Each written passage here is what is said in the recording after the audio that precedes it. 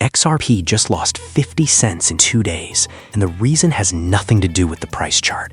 And if you're sitting here pulling up the chart trying to figure out what went wrong technically, stop. The chart isn't the story. The real reason XRP is bleeding right now is sitting in a Senate committee room, and almost nobody is talking about it on this platform. By the end of this video, you're going to know exactly what that reason is. The one price level that decides whether this gets worse and whether the 10x crypto supercycle everyone's hyping is actually realistic, or just hopium. Let's get into it. Quick intro if you're new here. Economic frequency, I cover crypto market structure, regulation, and price action without the fluff. No moon soon nonsense, just what's actually moving the market. And right now, 3 things are colliding at the same time. A brand new Fed chair, a peace deal in the Middle East, and a crypto regulation bill that's stuck 90% finished. That combination is exactly why XRP, and honestly most of the market, is acting the way it is this week. So here's the headline most people missed. The Clarity Act, the bill that's supposed to finally give crypto a clear legal framework in the US, actually passed its markup vote. That sounds like good news. It is good news, but passing markup isn't the same as becoming law. It still has to hit the floor for an actual vote,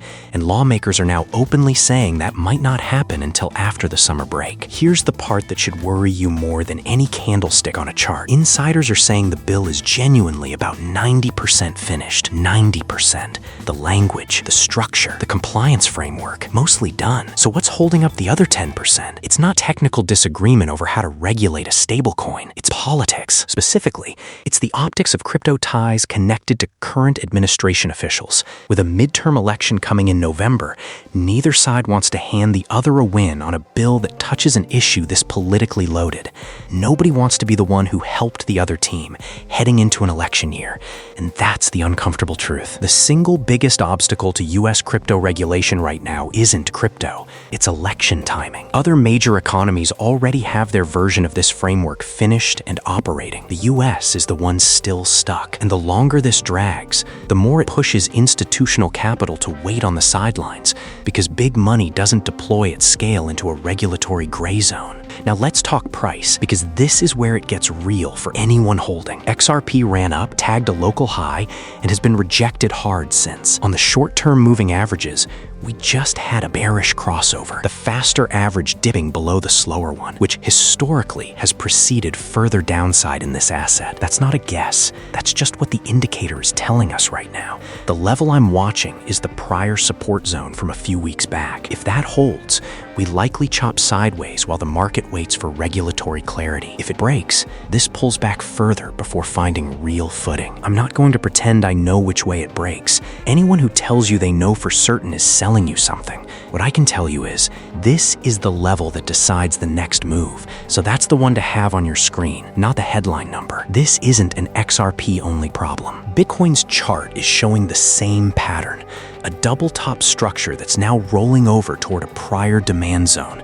Ethereum has actually been hit harder on a percentage basis, which tells you risk appetite across the board has cooled, not just in one coin. When the majors move together like this, it's rarely coin-specific news, it's macro, which brings us to the next piece. 2 macro stories are running in the background that most retail traders are ignoring. First, there's a new Fed chair, and the most recent rate path projections came in more hawkish than the market wanted. People panicked at that headline. But here's the context. The Fed builds projections off the data it has in front of it right now, not what might happen in 6 weeks. If there's a real resolution to the Middle East conflict in that window, energy prices could drop meaningfully, and that changes the inflation outlook fast. A lower oil price flows straight into shipping, manufacturing, and consumer goods costs. Second, there's already a 60-day ceasefire framework in place between the parties in that regional conflict, and tankers are reportedly moving again. If that holds and extends into something more permanent,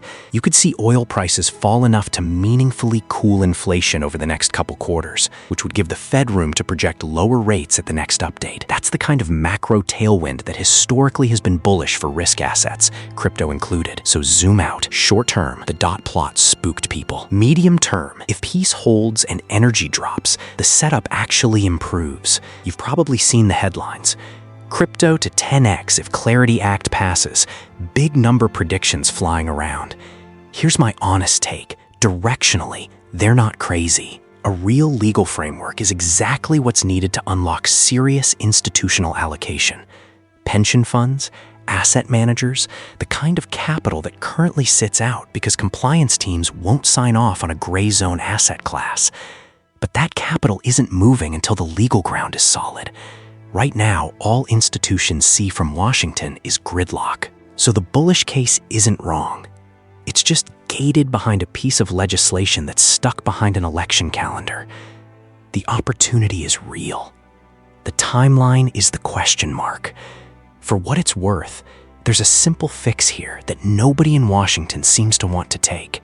Disclosure requirements, the same standard already applied to stock holdings for officials. Nobody's suggesting elected officials can't hold any assets. That's not how the country works. The fix is transparency. Disclose it or put it in a blind trust. That's a standard that already exists for equities. Applying the same logic to digital assets isn't radical, it's consistent. But consistent doesn't win election year headlines, so don't expect speed here. So here's the actual takeaway. This isn't a sell everything video, and it's not a buy the dip blindly video either. It's a know what you're watching video. Watch the support level on the chart. Watch whether this bill gets floor time after the summer break, and watch the macro. Because if energy prices roll over, that changes the entire interest rate conversation. And that matters more to crypto right now than any single coin's news cycle. This is market commentary, not financial advice. Do your own research and size positions based on your own risk tolerance, not because a YouTube video told you to. If this kind of breakdown, cutting through the noise on regulation, macro, and price action, is useful to you, that's exactly what this channel is going to keep doing every week. Hit subscribe so you don't miss the next update. Drop a comment telling me which level you're watching, and I'll see you in the next one.